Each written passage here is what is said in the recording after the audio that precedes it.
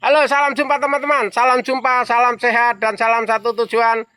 Salam petani organik. Nah, inilah teman-teman kita hari ini untuk mau membicarakan tentang tanaman kita yang kurang normal ini ya. Jadi seperti ini teman-teman ya. Seperti ini kan baru habis ditanam sekitar 10 hari, tapi sampai sana itu ya, sampai di belakang sana. Baru tanam umur 10 hari kayaknya kurang maksimal teman-teman ya pertumbuhannya. Jadi mau kita bahas untuk kita kasih pupuk ya. Mau kita kasih pupuk teman-teman yang ini barisan ini sama ini kan dua baris teman-teman. Yang di pinggir-pinggir sudah besar, yang pinggir kecil. Nah ini mau dikasih tata cara untuk mengasih pupuk sama ini ya teman-teman. Tapi jangan lupa teman-teman subscribe, komen, dan tekan tombol loncengnya supaya teman-teman bisa mengikuti pertanian organik di channel Wirata Daya ini ya teman-teman, karena selalu setiap hari ngasih informasi petani organik. Nah termasuk ini ya, termasuk kayak tanaman pisang organik ini teman-teman. Nanti kita bawakan termasuk di tengah-tengahnya ini rumput-rumput yang kering atau bonggol-bonggol pisang kita taruh di tengah teman-teman untuk organik ya. Jadi organik yang tidak difermentasi teman-teman, itulah caranya. Organik tidak difermentasi, kita kasih lubang, terus kita kasih sampah-sampah organik supaya setiap hari kena hujan dia hancur ya, kena hujan, kena panas itu sudah jadi pupuk teman-teman. Jadi tidak kalah pentingnya teman-teman, kita harus yakin ya. Harus yakin dan percaya kalau orang bisa bikin, kita ya bisa ya. Jadi teman-teman nggak usah tani ini memerlukan pupuk yang banyak dan perlukan pupuk toko itu nggak perlu ya teman-teman. Kalau untuk petani organik ya, kita cukup bikin pupuk dari lingkungan kita, termasuk pupuk-pupuk alam, termasuk daun-daun sembarangan ya, daun, termasuk pohon-pohon pisang yang tidak dipakai, pohon kates yang tidak dipakai, itu bisa kita manfaatkan, kita cacah untuk pupuk teman-teman. Jadi kita menghindari biaya bengkak ya teman-teman.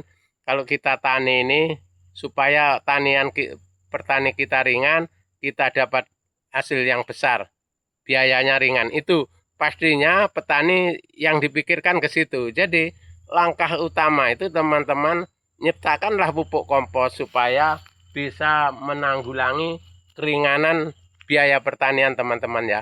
Jadi yang kita biaya itu dalam pertanian pisang kayak begini atau sawit atau karet itu ya, pertanian yang jangka panjang ini teman-teman, baik kita bikinkan pupuk organik aja ya. Jadi kita nggak terlalu, biaya hidup kita itu nggak terlalu bengkak teman-teman. Yang bengkak itu cuman biaya perut kita aja ya, biaya perut kita sama biaya ngopi kita, itu yang penting ya. Nah jadi kalau kita ngerawat tanaman, diri kita sendiri kita rawat dulu ya teman-teman, supaya makanya disarankan dari kita ya, dari channel Wirata Daya ini mengharapkan teman-teman petani pemula ngalih ke organik supaya bisa mengurangi biayanya ya. Biaya pertanian ini kan lebih penting teman-teman ya, daripada kita nggak tani sama sekali ya. Misalkan kebanyakan orang yang mau tani ragu sama modal. Saya mau tani nggak punya modal kok Pak D. Ini mau nanam ini nggak punya modal, mau nanam ini nggak punya modal. Di situ itulah ya, pikiran yang ke situ sekarang ini minta dihilangkan teman-teman. Modal terutama bibit ya.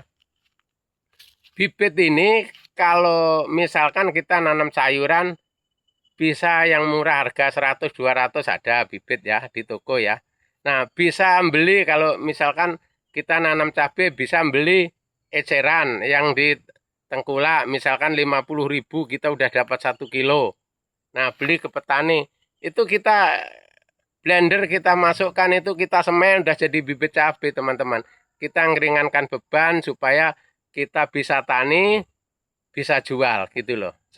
Kita nggak harus semua beli. Dan nanti terserah, kalau kalian sudah punya modal, semua beli nggak apa-apa. Ini yang belum punya modal ini, nah termasuk tanaman pisang ini teman-teman.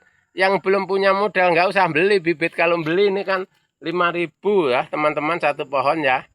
Nah, kalau sama tetangga ngambil sendiri cuma 2.500 teman-teman ya. Nah, jadi itu kalau teman-teman sama tetangga cukup minta ya. Minta Pak, ada 10 batang atau 20 batang. Nah, itu kita pelihara dulu yang 20 batang itu nanti setelah dia berkembang anaknya kita pindahkan. Itu cukup teman-teman, itu bisa mengangsur-ngangsur kita supaya punya tanaman banyak ya. Nah, seperti Pak Agus dulu ya, Pak Agus yang sebelah sana. Dulu nanamnya cuma 5 batang, sekarang jadi 2 hektar teman-teman. Itu bayangin. Itu yang selalu dia konsisten di bidang pertanian organik, tidak minder sedikit pun. Tapi ternyata sekarang udah sukses.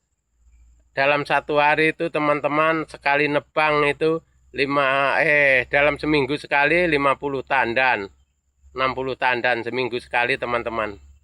Nah itu kalau kita nyiptakan awalnya dari nol teman-teman, dari nol kita kerja keras, kita yakin dan kita percaya diri, insya Allah tidak sia-sia dan insya Allah akan menyukseskan kita, ekonomi kita tidak terlantar teman-teman. Itu cara kerja kita di pertanian organik tanpa modal tapi bisa tani. Nah itu tadi teman-teman. Dari keyakinan teman-teman petani pemula dan yang senior juga, kalau yang tadinya petani senior pakai modal ya sekarang cara yang pakai modal ini loh teman-teman. Perlu kita pelajari, nggak pakai modal kok bisa tani, bagaimana caranya. Nah itu yang penting sekali ya. Karena saya dulu merantau dari Jawa ke sini ini teman-teman, nggak punya modal. Alhamdulillah sampai sekarang sudah anak cucu kita udah ikut bertani, alhamdulillah berjalan dengan lancar. Untuk ekonomi alhamdulillah aman teman-teman. Itu caranya ya. Walaupun sederhana tapi kita pasti berhasil. Oke, terima kasih teman-teman, semoga bermanfaat. Sampai jumpa di video kita yang akan datang.